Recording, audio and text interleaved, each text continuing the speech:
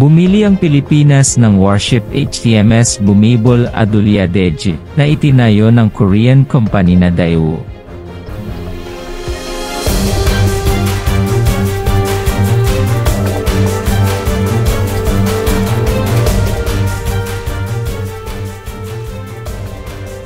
Ang tropikal na araw ay lumubog sa ilalim ng abot tanaw, habang ang malamig na simoy ng hangin ay humampas sa Manila Bay.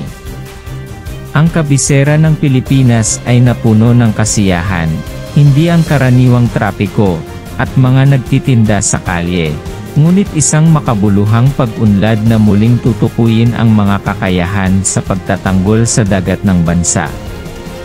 Nakuha ng Pilipinas ang HTMS Bumibol Adulyadej, isang mabigat na barkong pandigma na itinayo ng Korean company na Daewoo, na minarkahan ang isang mahalagang pagbabago sa rehiyonal na politika, at pagpapalakas ng diplomatikong relasyon.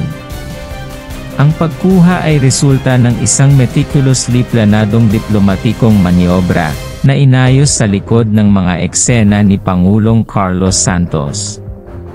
Ang Pilipinas, isang archipelagic na bansa sa Timog Silangang Asya, ay matagal nang kinikilala ang pangangailangan na palakasin ang mga depensang pandagat nito sa gitna ng lumalaking tensyon sa rehiyon. Ang HTMS Bumibol Adulyadej, na orihinal na kinomisyon ng Thailand, ay naging available dahil sa pagbabago ng mga estratehikong prioridad, na ginagawa itong perpektong kandidato para sa mga kinakailangan ng Pilipinas. Ang mga negosasyon ay pinananatiling lihim, upang maiwasan ang hindi kinakailangang geopolitical repercussions, dahil kapwa ang Thailand at Pilipinas ay pangunahing kaalyado sa rehiyon. Ang kasunduan ay pinangunahan ng lubos na profesionalismo ng isang piling grupo ng mga diplomat, sa pangunguna ni Philippine Foreign Affairs Secretary Maria Gonzales, at kay Deputy Prime Minister Surin Sangwan, na parehong nauunawaan ang kahalagahan ng transaksyong ito sa pagpapanatili ng katatagan ng rehiyon. Ang pagkuha ng HTMS Bumibol Adulyadej ay isang napakalaking kaganapan. Ang barkong pandigma ay isang kamangha-mangha ng naval engineering, ipinagmamalaki ang mga advanced na radar system, missile launcher, at makabagong kagamitan sa komunikasyon.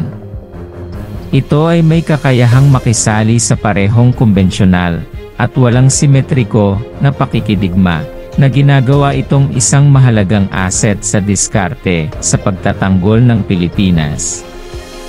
Ang laki at lakas ng baril ng barko, ay nagdulot ng bagong kumpiyansa, sa hukbong pandagat ng mga Pilipino. Gayunpaman, ang pagkuha ay hindi lamang tungkol sa hardware. Isa rin itong simbolikong pagpapakita ng pagkakaisa sa pagitan ng Pilipinas at Thailand. Sa isang rehiyon na madalas na minarkahan ng mga alitan sa teritoryo at tunggalian, ang hakbang na ito ay nagpadala ng isang malakas na mensahe ng pakikipagtulungan at pagtitiwala sa isa't isa. Sa isang maliwanag na umaga sa Maynila, si Pangulong Carlos Santos, na nasa gilid ng Deputy Prime Minister na si Surin Sangwan, ay nagsalita sa bansa mula sa daungan habang ang HTMS Bumibol Adulyadej ay naglayag sa karagatan ng Pilipinas, na sinamahan ng isang engrandeng prosesyon ng hukbong dagat. Ang seremonya ay dinaluhan ng mga matataas na opisyal mula sa dalawang bansa, gayon din ng mga dayuhang dignitaryo mula sa buong Southeast Asia. Masigasig na nagsalita si Pangulong Santos tungkol sa kahalagahan ng pagkuha na ito. Binigyang diin niya ang kahalagahan ng diplomasya sa pagpapanatili ng kapayapaan at seguridad sa rehiyon, at pinuri ang dedikasyon at profesionalismo ng sandatahang lakas.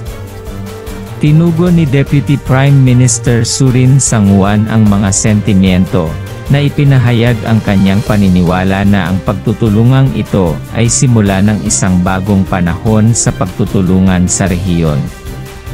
Sa mga sumunod na buwan, Ang mga tauhan ng hukbong pandagat ng mga Pilipino ay sumailalim sa mahigpit na pagsasanay na umaangkop sa bagong sasakyang pandagat at sa mga kakayahan nito. Ang HCMS Bumibol Adulyadej ay isang simbolo ng pag-asa at pangako para sa bansa. Ito ay isang patunay sa pangako ng Pilipinas na pangalagaan ang maritime na soberanya, habang sabay-sabay na nagpapatibay ng matibay na pakikipagtulungan sa mga bansang may kaparehong pag-iisip. Ang epekto ng pagkuha na ito ay lumaganap sa rehiyon. Nag-udyok ito ng mga talakayan sa mga kalapit na bansa tungkol sa kanilang sariling mga diskarte sa pagtatanggol, mga alyansa, at ang pangangailangan na palakasin ang kanilang seguridad sa dagat. Nagpakita ang Pilipinas ng isang halimbawa na lumampas sa kanilang mga hangganan.